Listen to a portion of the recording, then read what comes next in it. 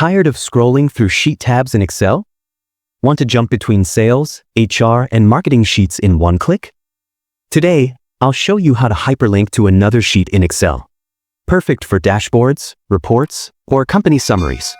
Let's get started.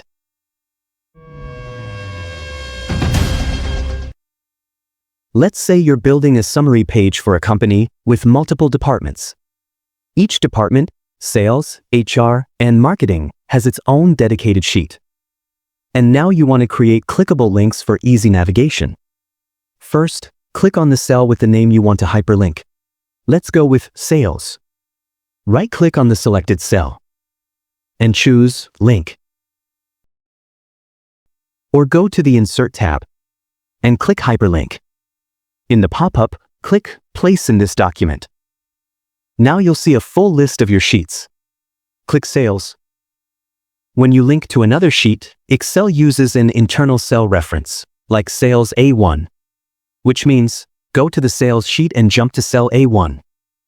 It's all happening inside your workbook. Finally, hit OK. Just like that, your Sales cell becomes a clickable hyperlink. Now, repeat the same steps for HR and marketing.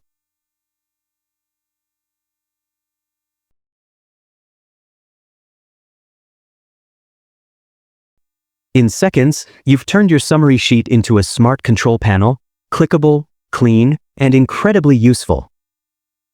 Want it to look even better? Use shapes from the Insert tab instead of plain text. Type your department name.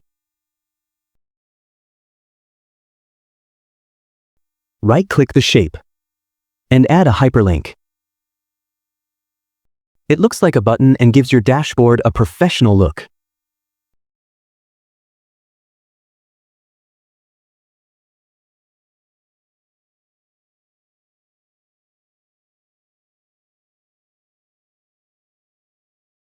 And that's it.